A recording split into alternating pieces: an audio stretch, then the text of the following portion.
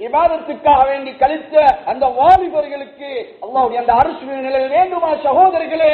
இருக்கக்கூடியவர்கள் வாலிப நெஞ்சங்களே, எங்களுடைய வாலிபத்தை தீனுக்காக வேண்டி கொடுப்போம். நெஞ்சு முறைக்கு வாழ நாங்க வரல.